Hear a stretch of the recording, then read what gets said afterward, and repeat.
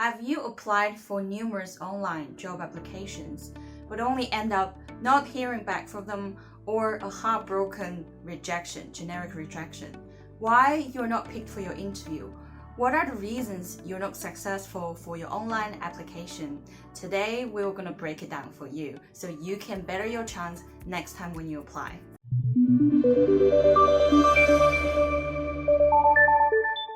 Hi everyone, it's Jade from Career Journey Professional based in Sydney, helping you to find and land in that dream job career that's suitable for who you are and utilize what you're best at, and also brings you the real satisfaction for you that's important. Then brings the satisfaction that's aligned with what's important for you.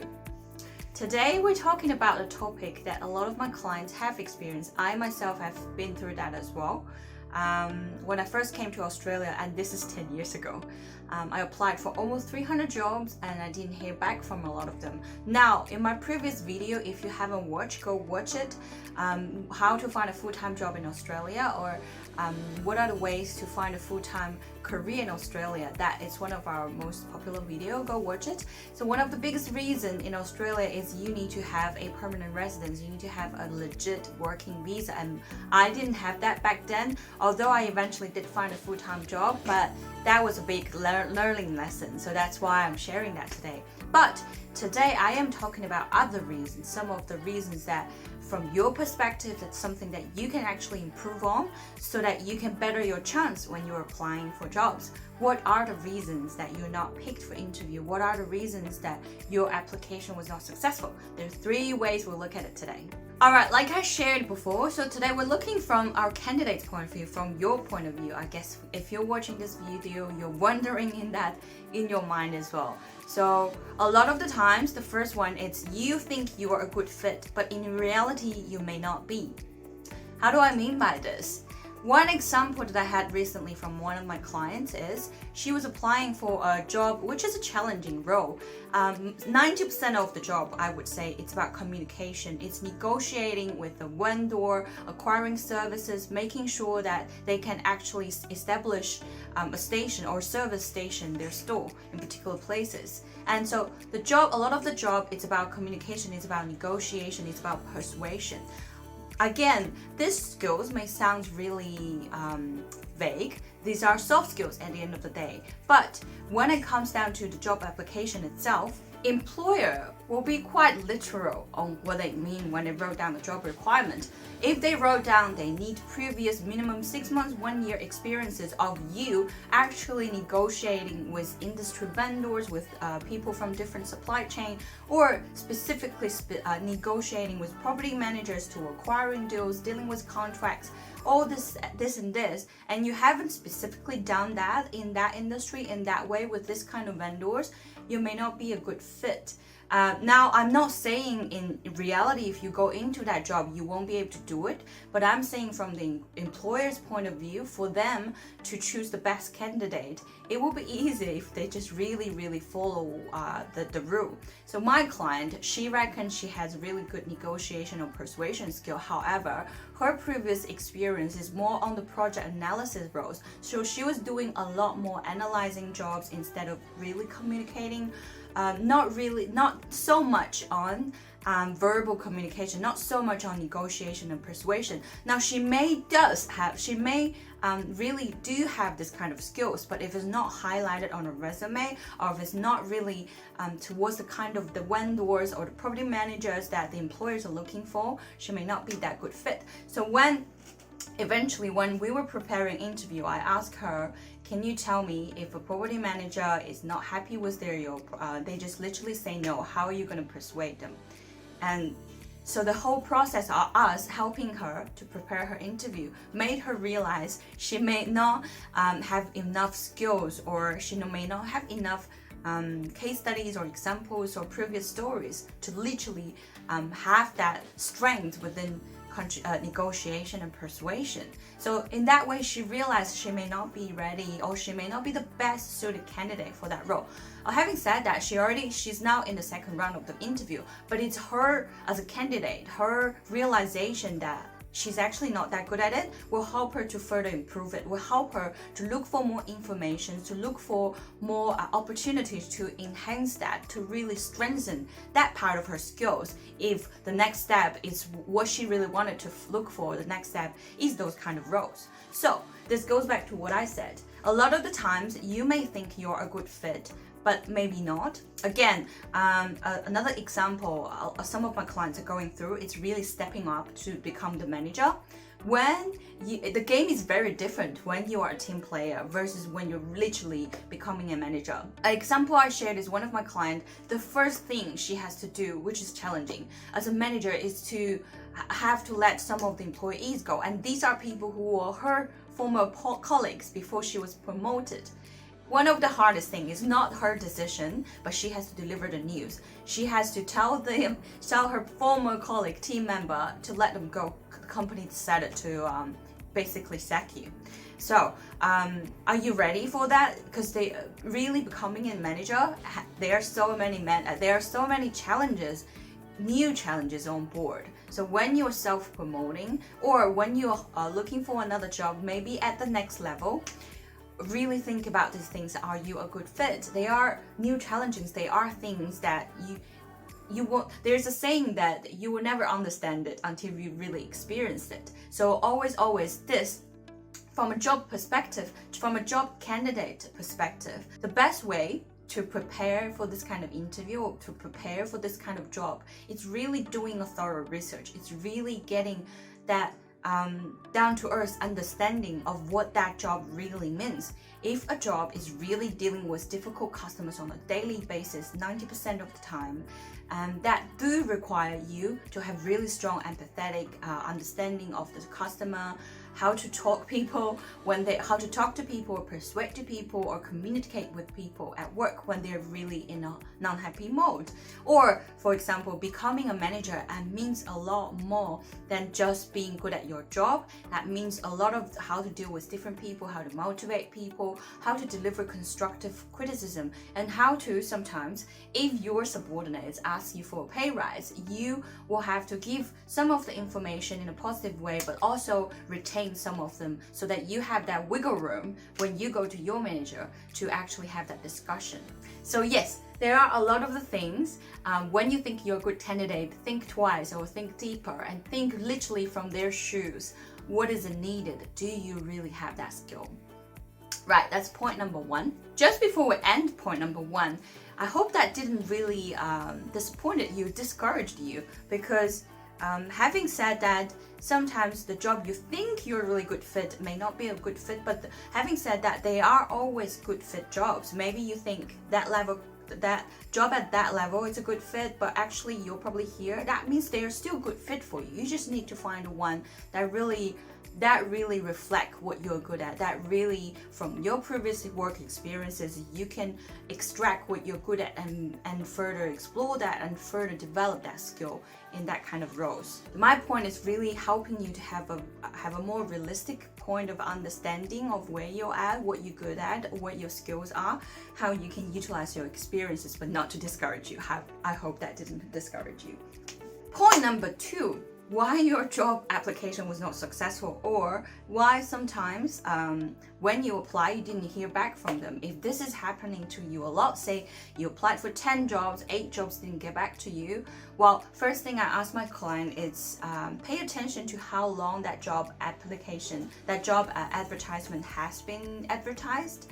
If it's more than 10 days or more than 2 weeks, very likely they've already moved on to the second round.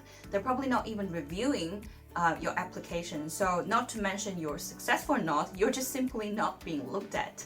So the second point is actually 60 to 80% of the job, it's actually filled before it's even advertised on the advertising jobs websites. How do I mean by that? Now here I will share 3 stages of how companies handle their job openings from their point of view. So the first stage normally at this stage 30% of the job vacancies will be filled anyways. If the company may already having some job duty needs to be covered, and this will naturally be covered maybe with some internal shiftings with people from other departments or through their close network, people who are already in touch with the managers, with the recruiters, with the HR, they will just naturally get filled without even publishing that job opening. And the second stage, at this stage, up to 60% of the job openings can be filled, sometimes up to 80%, is this kind of job. Again, it's only internal, available to people who are closely connected to that company. Again, it could be internal companies, again, it could be other branches of the companies, or they have just internal openings. So at this stage, the need has been identified. The need of the job opening has been identified, but it's not yet published. And again, this time it could be filled with people who are internally applied, people who are referred, again, from the network, people who are from recruiters. So recruiters work closely with the company, will again fill all these openings. And then the next stage, it's the actual job application being published on the public websites.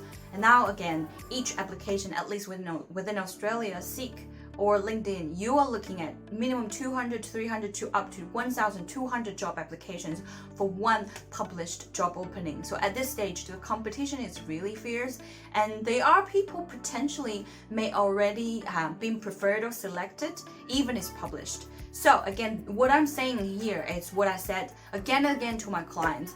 Only applying online, if you're solely only making online applications based on the openings, it's very passive, and you need a big number of applications to be able to success. And also, you're not utilizing what's most effective, which is networking in LinkedIn. That will massively accelerate where you are into the early stage of the game, into the referral side of the game, the company, to really get that opening at the early stage rather than waiting and joining this fierce competition.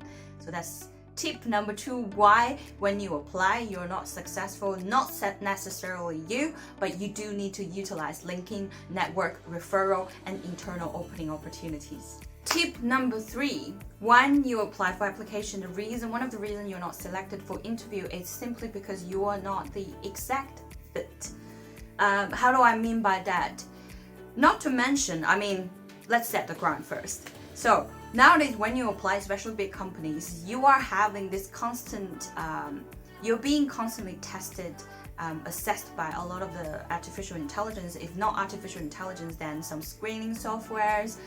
There is a video that I made on this. It's called Winning the E-Recruitment Game. Go watch it, which is what I'm talking about. A lot of the companies are utilizing different forms of artificial intelligence or different forms of computer screening process along with the recruitment process. So before your resume or your career profile is actually presented in front of a real human, you have to pass through all the stages, and those are including some of the computers will be really scanning word to word of your key terms and key phrases and your skills. That's really a match, and it has to be an exact match. So imagine if the perfect match of this job, if our skill is a circle, let's say that if your skill is a circle, and within the circle you have different kinds of skills. Some are technical skills, some are behavioral skills, some are soft skills, or some are transferable skills. They are all scattered around different parts of the circle.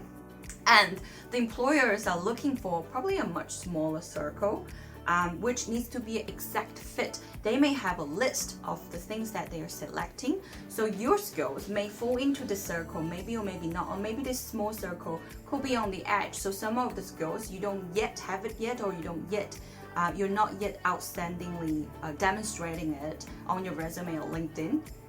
Then you may not see it as a perfect fit or exact fit.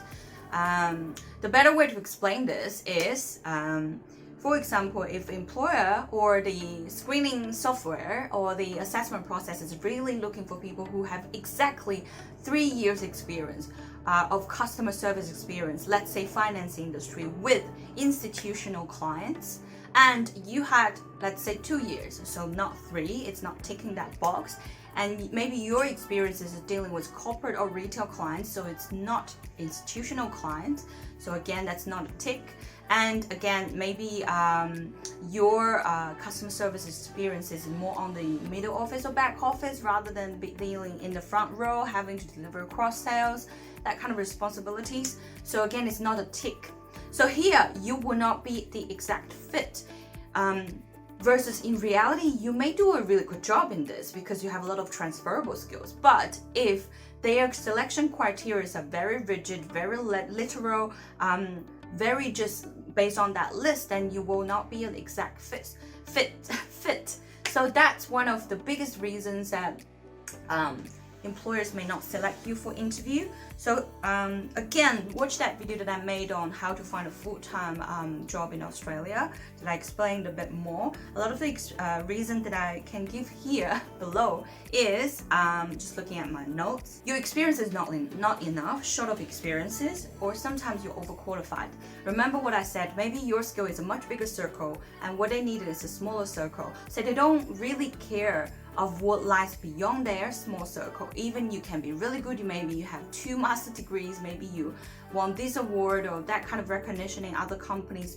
As long as it's not relevant to the list they are looking for, they pretty much just disregard whatever else, what other things you may have. At least to the Australian job market culture, that's what I found. I'm not saying those are not valuable. I'm not saying all employers will disregard it, but at least what me and my clients go through is they really care a lot about what's in their list. So your job is really to make sure whatever's on their list, you're the right fit. Not too much, not too little. Has to be the tick of every item of them. And you may seem like an industry or job hopper. Again, I'm not accusing you because I had different experiences from different industry as well. But if you constantly change industries or you were in a non-relevant industry, for example, retail for too long, and now you want to move into, say, IT and finance, they would have that question mark. Again, it doesn't sound like a right fit or the best fit. And again, qualification, it could be too little qualification or too much qualification or irrelevant qualification or not having the right level of softwares or hardwares that the company need. Another one is your achievement from previous role. Even it's relevant, it's not outstanding enough. It's not the strongest showcase for this particular role. So that's quite a list. I may have my video editor listed here, but again, it's all about it's your resume. It's not for you, it's for the employer to read. So your job, it's very simple. It's really to look at what you have done before and repackage them, or making sure it's very clear that whatever it's a tick for this particular role that employers are looking for, in terms of skill, in terms of experiences, in terms of your hardware knowledge, software knowledge, everything needs to be ticked, and then you will be the right fit. And then among the right fit, again, let's look at things from the employer's point of view. Say if we have someone who had 3 years work customer service experiences, who have worked with institutional client, but she or he was working in a smaller company compared to now you're applying for, like, say, a medium-sized company, then again, they would automatically prefer someone at the same level of experience, but closer to what they want, if that makes sense. So all you ever need is really making sure that you stand out to what exactly they need. And of course, there are things you won't be able to change. So highlighting your transferable skills, or highlighting that your capability, that you can do this from your previous work experience, and repackaging that, rephrasing that, is one of the things that I work through a lot with the one-on-one resume or LinkedIn profile enhancement. If you do need help with that, reach out to us. Otherwise, these are the 3 big areas. Then when people apply for job and you didn't hear back from the employer, that's part of the reason. So it all comes back to they are taking actions, tailor-made your resume, making sure it's ticking the boxes for the employers, making sure that you really enhance the skills that you may need to harness better. and also apply early and build up your network. All right, I hope you find it helpful. Do leave a like, subscribe, and I'll see you in next video. Bye.